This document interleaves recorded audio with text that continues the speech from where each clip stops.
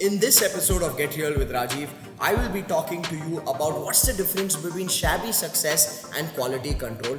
I will also be answering the question around how do you deal with lack of alignment within your team, and I'll also talk about, as a leader, how do you handle the situation when you are liberal but yet work does not get done, which makes you angry because you're giving that space to your team members. And finally, I'm going to talk about, if your team is overworked and you're still not producing the desired results, then what needs to change. If you'd like the answers to this question, then tune into episode number 58 of Get Real with Rajiv.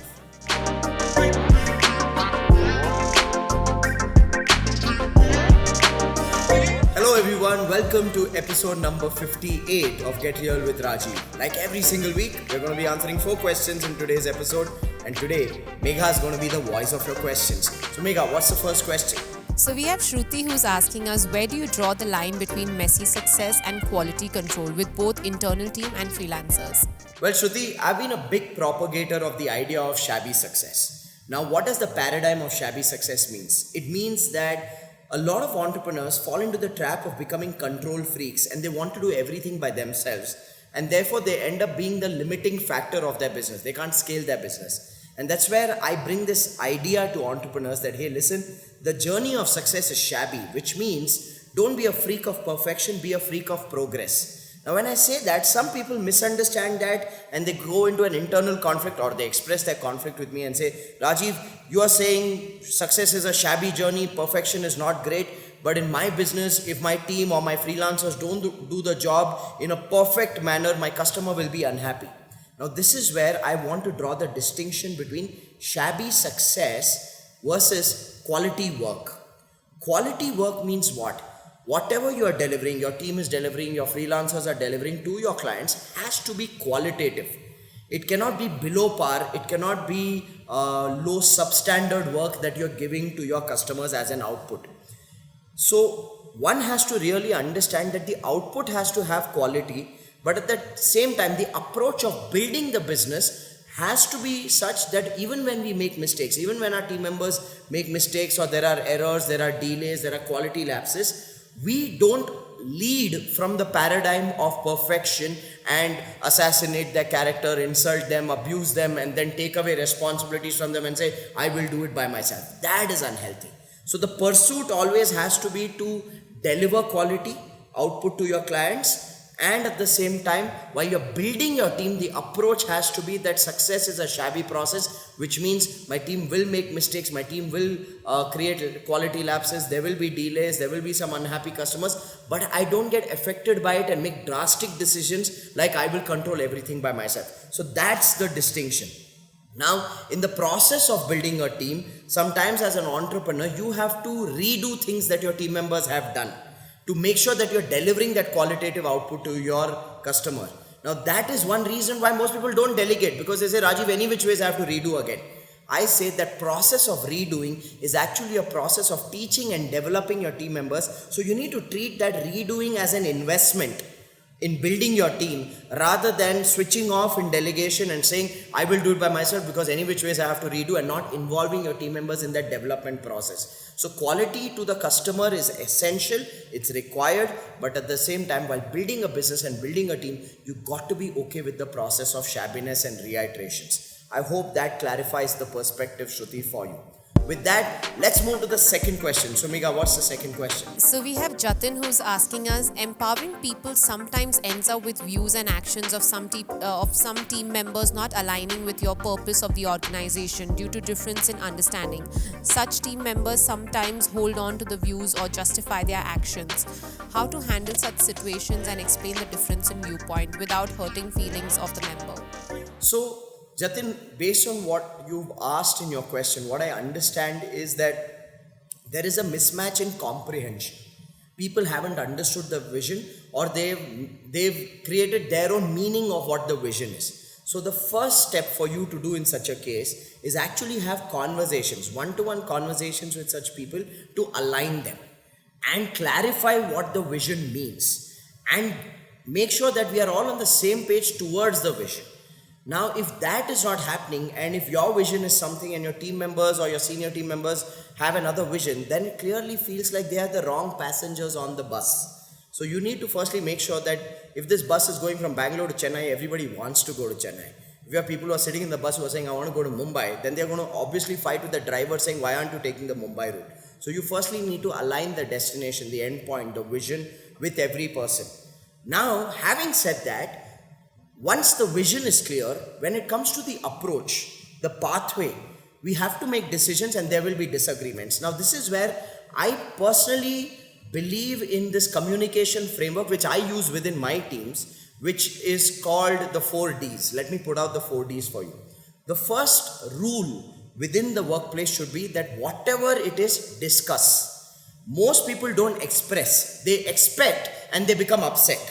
So the first ground rule is this: if you have any point of view, it has to be expressed. So discuss is the first D. Once you've discussed and you've expressed your point of view, then debate, which means what? We encourage qualitative conflict within the team. Conflict is not bad. Ego conflict is bad. Personal conflict is bad, where I'm judging your character and I'm making it about me versus you. But ideological conflict is great. So debate. And we always say this, a sign of a healthy team is when there is passionate ideological conflict happening in every meeting. To an outsider, it should look like these guys hate each other.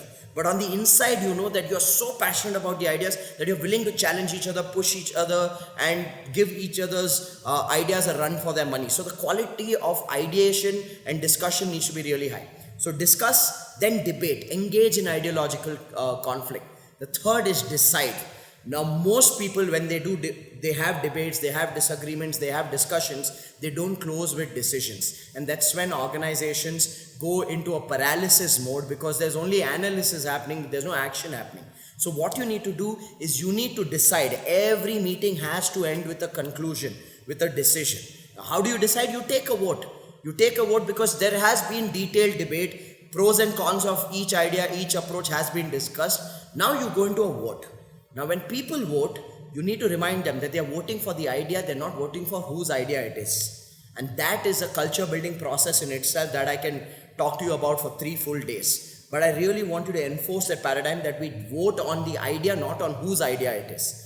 Now, once we voted and we made a decision, we go with the majority. What do the minority do? The minority don't leave with resentment.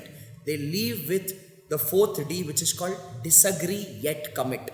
Which means what? I disagree to the idea, I believe in that other idea, but I commit to the team because as a team we had to make a decision and we made this decision. So while I'm executing this idea, I will no longer carry an emotional residue in my head saying, oh, I know this won't work. No, I got to go out there and my action has to be committed to the team. So discuss, debate, decide, disagree and commit. This is the process of building a team. Now, some of you may be watching and saying, oh, Rajiv, this is very, very difficult. Who told you success is easy? If you want easy success, sit at home and meditate. You won't get it any which ways. You got to go through this process of building teams. That's what it takes to build a high performance team, which is aligned to a common vision. I hope that makes sense, Jatin, and I hope you can use that.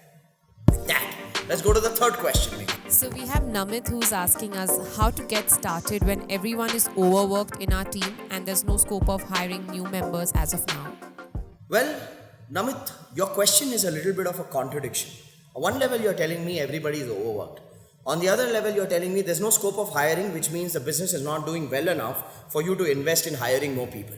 Now watch, if everybody is overworked, then is that work working? That's the question you need to ask yourself. What are they working on where they're so busy that they're not able to produce results? So that's really a question on the strategy and the business model, Namit, because I want you to understand this. A lot of entrepreneurs give me these kind of situations where they say, Rajiv, everybody is so busy, but we are not growing as a business. Or everybody is so busy, but we don't have the money. If everybody is busy and you don't have the money, then please ask yourself, what are they busy with? Are they working on something that works? Or are they working on something for the sake of being busy?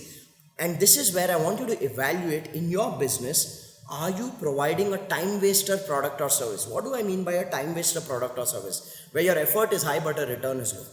If your effort is super high but your returns are low and so low that you don't even have the potential to hire a team, then please question the business model and focus on building a profitable business model. Now, if you ask me, how do I learn how to build a profitable business model? Come closer, let me tell you a secret. I teach that on day 2 of the Business Space program.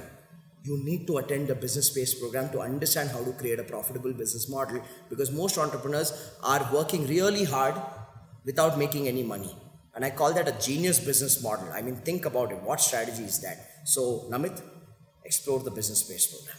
With that, let's go to the fourth question. Chandrakant says that he is a very liberal person most of the time but cannot compromise on either the quality or on skipping the deadlines. In the event of any of these happening, I would vent my anger on the person responsible. Even though I never would abuse or do any of the bad things, but I would simply say that I don't want anyone not working properly in my team. This results in falling short of good employees. Please suggest what do I do? So Chandrakant, consider this. I heard that question and these are words that stood out for me. One, you said I'm a liberal person. I don't really, I'm liberal, I'm open, but I don't like to compromise on quality. And when people don't do the work, then I get angry. And when I get angry, then some people drop out. Now look at this, liberal versus anger. Again, there's a contradiction over here. You know what you are actually doing, Chandrakant? You are being liberal because you don't want to hold people responsible and have continuous reviews. Now, when you are not having continuous reviews, you are justifying that to your team, saying, see, I'm not the sort of boss who asks you every day, what are you doing, whether you're on track or not on track, but I want the output. And when the output does not come, you get upset saying, what the hell, guys, look at me, I'm such a good boss, I don't sit on your head every single day, but you guys are not doing your end of the bargain. The reality, Chandrakant, is somewhere there is laziness in leadership over there. I truly believe that what you are doing when the timeline lapses is not called a review. It's called a post-mortem analysis. After the person is dead, you are asking why did he die? Instead, save the person by doing continuous reviews. Now, if you would like to learn a review system, there's a brilliant book called Lead or Bleed. Okay? And in that brilliant book called Lead or Bleed, there's a chapter called Achieve.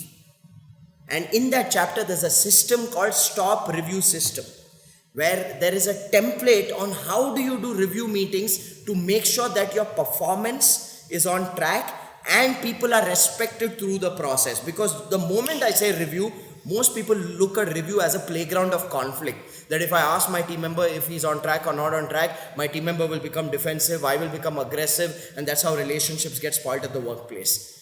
Review's purpose is not to identify gaps and pin the blame on people. The purpose of continuous reviews is to identify the gap and co-create a solution. And that is a skill in itself. So Chandrakant, 2 points for you. Number one, don't look at you being liberal and then getting upset towards the end as you being open as a leader and giving people space. Look at it as lazy leadership and become more proactive as a leader and implement a review system. And I've already told you what you need to do or where you can learn the review system from. So I hope, Chandrakant, you will take some responsibility. You will shift gears, because I want you to understand this. That anger that you demonstrate in that moment, that anger is not anger on people. It's actually anger on yourself. I truly believe this, that when people get angry, they get angry because of their incapacity and incapability of inspiring, engaging, and getting work done from people. That's when leaders and bosses get angry. There's nothing macho about being angry. So I hope you get that, Chandrakant, and you will take this action of setting up a review system and becoming a proactive leader. So with that, we've come to the end of episode number 58 of Get Real with Rajiv. I hope all of you found a lot of value in those questions. And if you found value, I need you to do what I asked you to do in every single episode. Make sure you share this video with as many people as you can. And make sure you send in your questions on the WhatsApp number that you see here or in the comment section below. Because I look forward to seeing you in the next episode of Get Real with Rajiv.